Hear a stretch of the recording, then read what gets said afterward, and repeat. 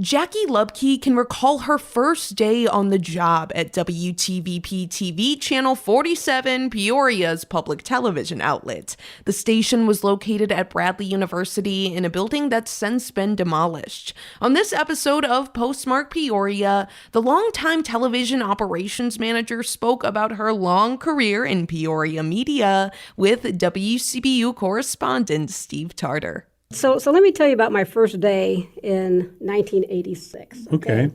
So I go upstairs in Jobst Hall, and there is an area that has kind of a interesting type of control room, kind of pieced together, odds and ends.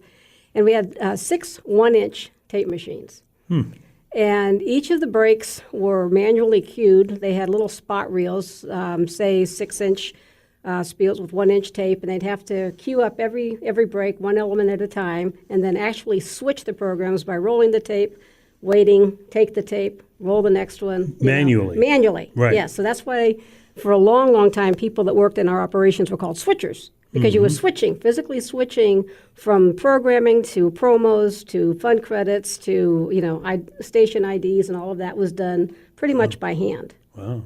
So when I first walked in the building, there were no computers. We signed on in the morning at 7 in the morning. We signed off at 10. No programming at all until after 3 o'clock. Then we signed back on at 3 till roughly 11 or 11:30. So I had to have people come in the morning and turn on the transmitter, but you had to warm it up first. So you always had to be there early, let those beams warm up. Don't take it early. You know all this.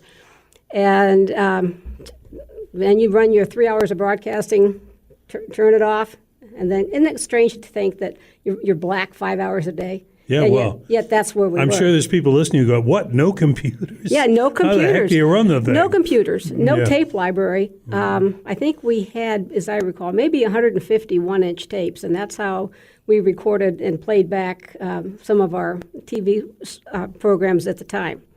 So yeah, it's a little bit different between, and it was all analog. So remember that one channel, it was analog, and over the years, then the first thing that they did was fill the day gap. So soon we were broadcasting it from 7 in the morning till 11 o'clock at night, and that went on for a number of years. Then there was a decision to make to go 24 hours. And that meant I had to have people there overnight. So literally, since I have worked there, I have been there every minute of every day at some point. I've been there in the morning usually. I've been there at night. I've been there overnight. In fact, it wasn't that long ago I was there overnight waiting for the time change to take place on air. That was a long day, 15 hours. We're talking with Jackie Luebcke about Channel 47, the memories.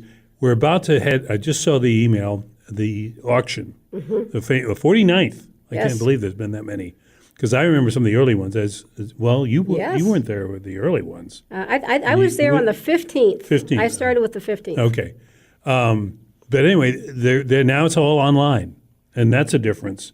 Are you getting people calling about, hey, we want to see it the old way, or what's the reaction to that? Well, I don't have a direct line to the public. Okay. So those type of questions. Those calls aren't going to you. No, they're not. They would go certainly to programming, but I know, with talking to friends of mine, that obviously a lot of them have been around the station, I think there was a sense of loss to certain people because it was kind of a part of a volunteer thing, and it was a big way to show love to the station and stuff like that.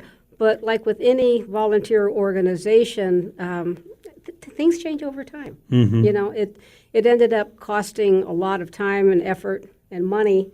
And some of the people were getting a little bit older and not as reliable. So I'm sure that was some of the thinking.